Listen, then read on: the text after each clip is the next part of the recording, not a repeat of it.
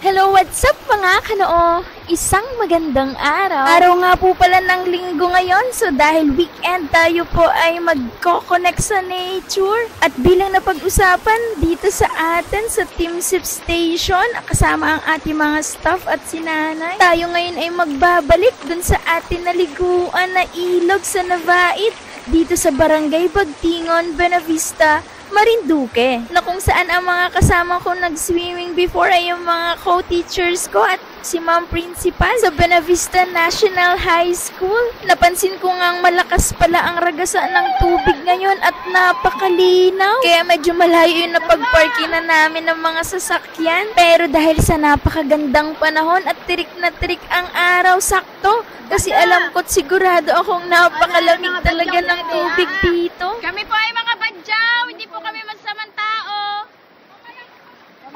For sure, magiging masaya to. Kaya tara, kaibigan, samahan nyo kami.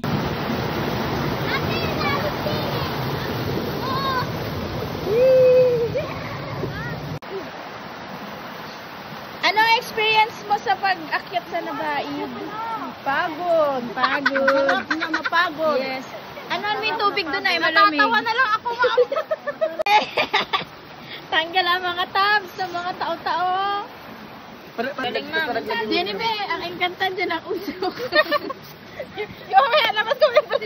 At eto na nga, matapos ang napakahabang paglalakbay at paglalakad, ay nakarating na tayo sa pinakang spot na dala nga ng malakas na agos daw, yung pinakang tambak dito, kaya nawala yung pinakamalakit malalim na space niya para pagliguan dahil dun sa dumaang low pressure or bagyo. Kaya't pagkadating namin, habang nagluluto yung iba namin mga kasama, ay inutay-utay po naming tambakan to ng maliliit na bato para umangat ng konti kasi dyan po kami magliligot, mag-e-enjoy mamaya.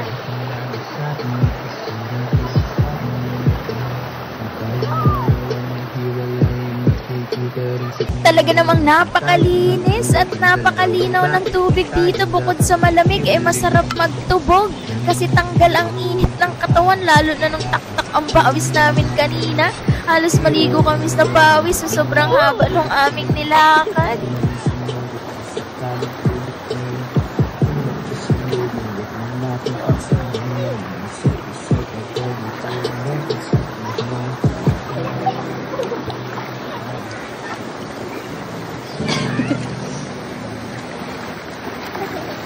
Gaano kalaki yan?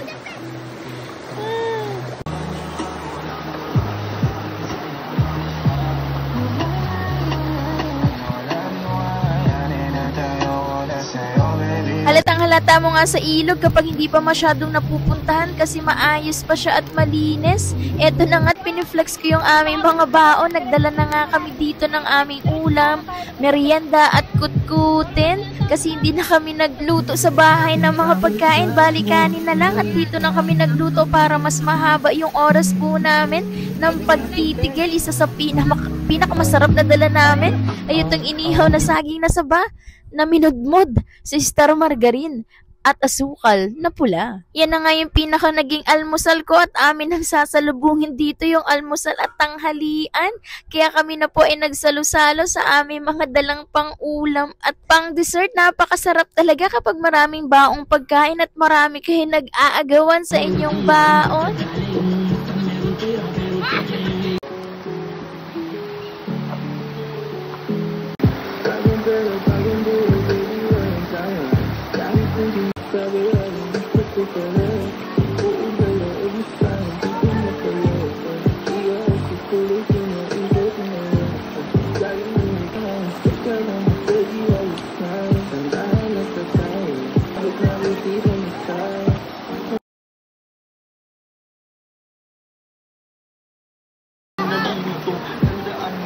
Yes! Sarap buhay ng kontraktor!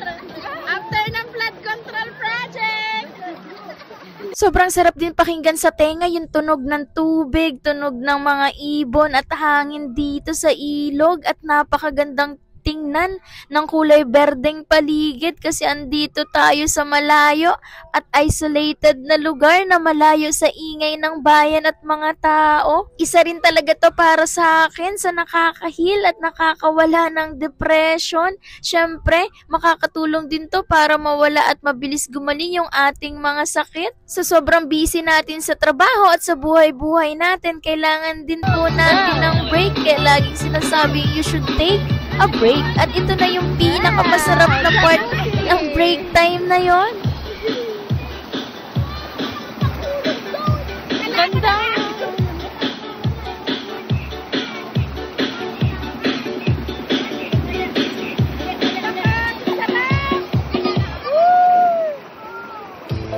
Piling nakatakas ang kontraktor. Naka-jacuzzi. Naka-jacuzzi. Sarap. Anak to ng kontraktor.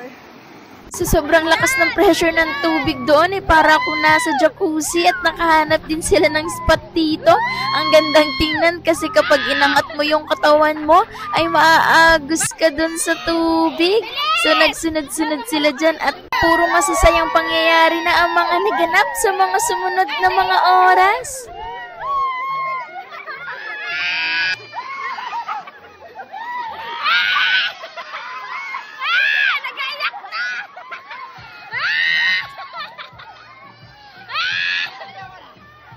Nandito na nga kami sa parteng may sinag ng araw or init kasi kitang-kita dito lalo yung pagkalinaw ng tubig kasi nga medyo malamig yung tubig dun sa may lilong kaya dito po kami nagstay. Ang kinaganda nga din sa ilog na to ay walang buhangin, parang graba yung ilalim niya kaya hindi siya umiitim or kumbaga lumalabo yung tubig.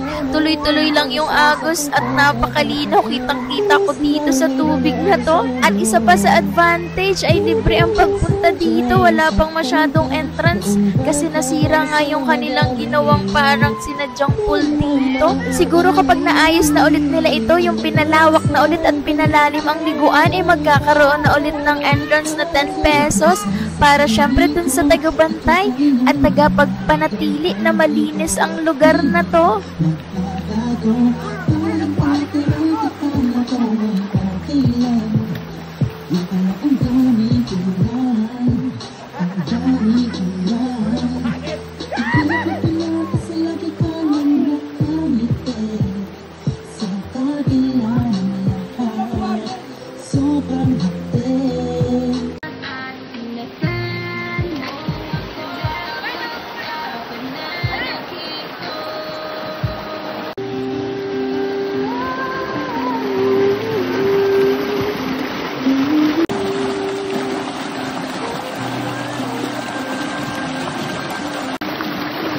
Nga ng saya, bagong memories, para na rin mas mapanatiling matatag ang aming samahan at mas maging maayos ang aming serbisyo sa aming mga loyal customers sa substation. Ito yung mga nakaw na sandali namin bago kami magbukas ng aming tindahan sa hapon. Dahil ito ay umagang-umaga namin ginanap, 7 AM pa nga lamang ay umalis na kami ng bahay. Maraming salamat sa panonood.